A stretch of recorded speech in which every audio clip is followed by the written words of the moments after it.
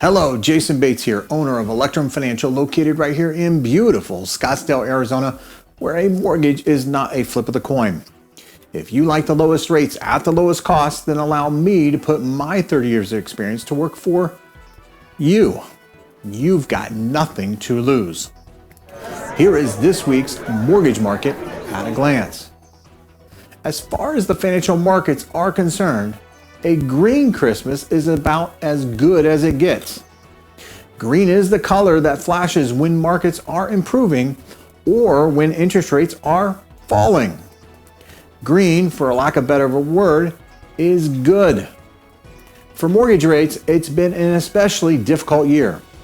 They've risen at the fastest pace in 40 years to levels not seen for 20 years.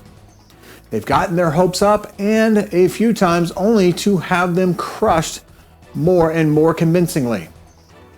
Market participants knew that the bad times couldn't last forever. The higher the rates went, the closer they were to the peak, even if that peak ended up being quite a bit higher than most anyone imagined earlier in the year. Now, to understand why rates went as high as they did and why there's renewed hope for a reversal, we need to remember that inflation has been the driving force. Every time inflation surprised to the upside, rates ratcheted abruptly higher. Most recently, though, inflation surprised to the downside when the most recent consumer price index data came out on November 10th. The result was the single best day for mortgage rates on record in terms of day-over-day movement. This isn't the first time for such a surprise, but it's the most compelling. It sets the stage for the next CPI report to confirm a big picture shift in the inflation narrative. CPI comes out on December 13th, not quite Christmas, but close enough to ensure lower rates through the end of the year if it shows inflation continues to cool. Of course, there's a risk that rates move in the opposite direction if inflation bounces back up. Either way, the swings in underlying bond markets could be especially large as the Fed releases its next policy announcement on December 14th. We all know the Fed will hike rates, but they'll almost certainly be hiking by a smaller amount than the last time, unless, of course, inflation comes in hotter than expected. The reason I know this is because many Fed speakers said so over the past couple of weeks. The notion was confirmed by Fed Chair Powell last Wednesday. Rates responded by dropping sharply by Thursday morning, but the underlying bond market was having second thoughts by Friday morning due to a strong jobs report. Officially called the employment situation, the government's big jobs report is one of the only economic reports other than CPI that consistently registers a big response in the bond market. Both stocks and bonds reacted on Friday because both stocks and bonds are imagining what the data suggests about the Fed's course of action next week. We know the Fed cares about inflation first and foremost, but they've also pointed to the tight labor market as allowing them to hike rates aggressively with lower risk of adverse economic outcomes.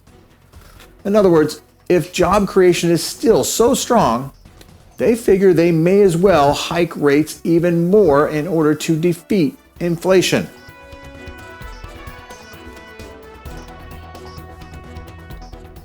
I know the market was reacting to the implications for the Fed meeting because I can see correlated movement in the securities that traders actually use to bet on future Fed rate hikes. The following chart shows how those expectations shifted after Powell's speech on Wednesday and then after the jobs report on Friday.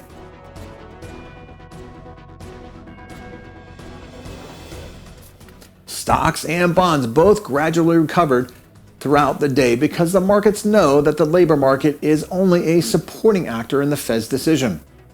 A strong jobs market allows the Fed to push rates aggressively higher, but it won't prevent the Fed from slowing the pace of rate hikes if inflation continues to subside.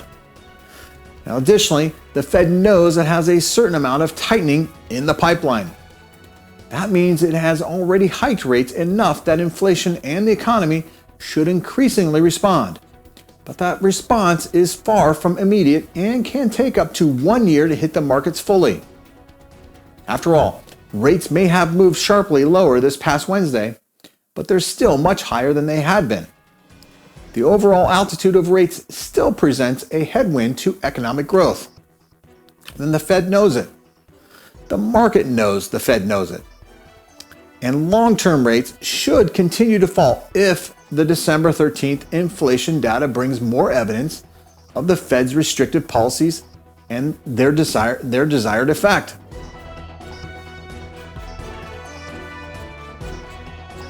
In this week's other news, Fannie and Freddie's regulatory FHFA announced updated conforming loan limits for 2023.